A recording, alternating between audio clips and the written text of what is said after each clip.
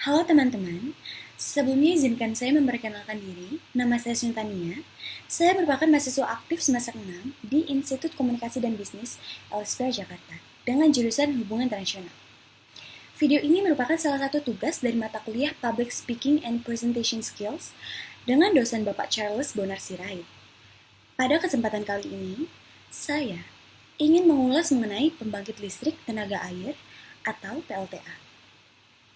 Listrik merupakan kebutuhan utama yang mesti ada dalam hidup manusia.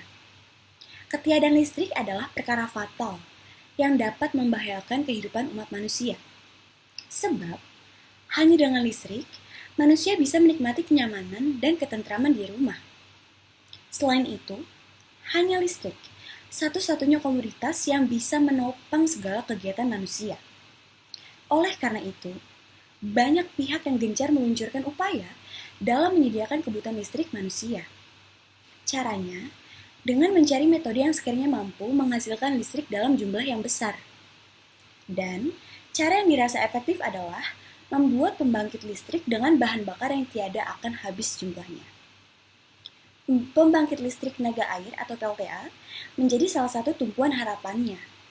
Dalam kehidupan manusia, tenaga air telah digunakan sejak lama. Awalnya, masyarakat memanfaatkan tenaga air untuk membantu mengolah hasil pertanian, seperti misalnya membantu proses penggilingan gandum, mengupas biji, dan lain sebagainya.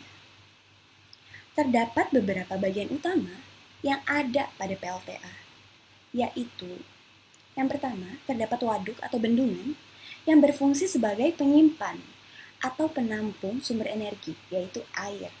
Lalu yang kedua, pipa pesat atau penstock merupakan alat yang berfungsi untuk menyalurkan dan mengarahkan air menuju turbin. Lalu yang ketiga, turbin merupakan sebuah komponen untuk mengubah energi potensial air menjadi energi mekanik. Lalu, generator merupakan komponen yang berfungsi menghasilkan energi listrik yang berasal dari energi mekanik. Lalu, bagaimana prinsip kerja PLTA? Perubahan energi potensial dari aliran air menjadi energi listrik adalah prinsip dasar PLTA. Berkat bantuan gaya gravitasi, air yang telah dibendung dialirkan menuju turbin. Turbin yang berputar selanjutnya meneruskan putaran tersebut ke generator dan dikonversikan menjadi energi listrik.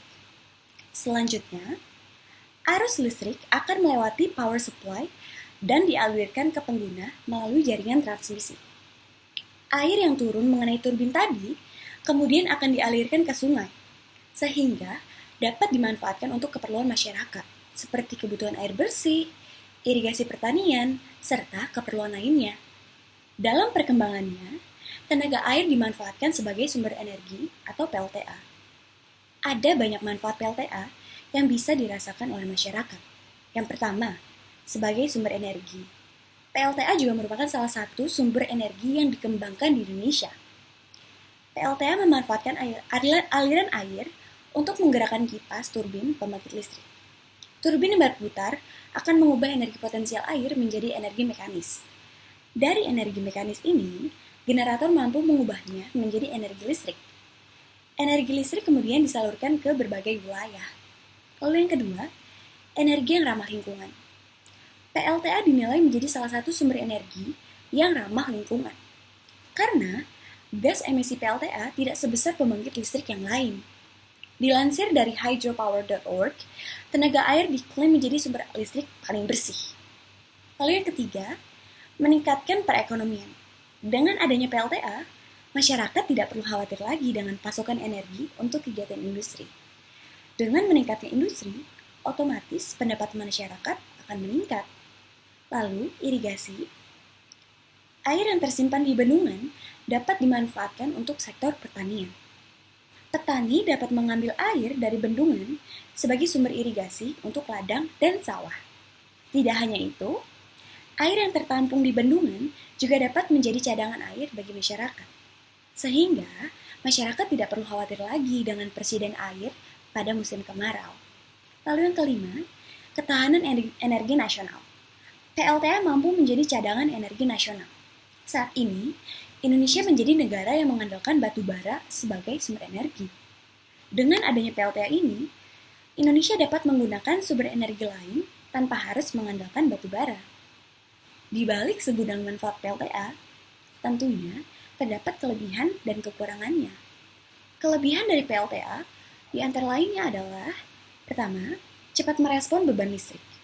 Pembangkit ini cocok digunakan pada tipe peak, yaitu saat kondisi beban puncak dan saat terjadi gangguan di penyaluran karena starting dari PLTA cepat. Lalu yang kedua, murah dan ramah lingkungan. Energi air merupakan energi alam, sehingga sumber energinya murah. Tenaga air bebas dari emisi karbon sehingga tidak menyebabkan polusi serta efek rumah kaca. Yang ketiga, banyak manfaatnya. Bendungan dapat dimanfaatkan untuk keperluan harian masyarakat, irigasi sawah, serta cadangan air ketika musim kemarau. Lalu, kekurangan dari PLTA adalah: yang pertama, investasi yang besar dalam membangun bendungan. PLTA memerlukan dana yang besar. Lalu yang kedua, butuh lahan yang luas. Dalam membangun bendungan diperlukan lahan yang luas. Pembangunan bendungan juga dapat mengganggu ekosistem danau atau sungai. Lalu yang ketiga, tergantung cuaca. Ketika musim kemarau, air akan sedikit digunakan dan bahkan disimpan untuk keperluan masyarakat, sehingga PLTA bisa saja tidak dapat beroperasi. PLTA merupakan sumber energi potensial bagi negara kita. Banyak negara-negara maju yang mulai meninggalkan sumber energi fosil seperti batu bara dan beralih ke sumber energi yang terbarukan, seperti energi matahari dan energi air. Oleh sebab itu, pengembangan PLTA di Indonesia harus terus dilakukan untuk mencukupi cadangan energi listrik nasional. Kesimpulan akhir dari saya, pembangkit listrik tenaga air merupakan sebuah solusi bagi Indonesia dalam menghasilkan sumber energi yang ramah akan lingkungan. Pembangkit listrik tenaga air merupakan sumber listrik bagi masyarakat yang memberikan banyak keuntungan, terutama bagi masyarakat pedalaman di seluruh Indonesia. Di saat sumber energi lain mulai menipis dan memberikan dampak negatif, maka air menjadi sumber yang sangat penting karena dapat dijadikan sumber energi pembangkit listrik yang murah dan tidak menimbulkan polusi. Selain itu, Indonesia kaya akan sumber daya air, sehingga sangat berpotensial untuk memproduksi energi listrik yang bersumber daya air. Sekian dari saya, terima kasih telah menonton video ini. Sampai bertemu lagi di video selanjutnya. Bye-bye!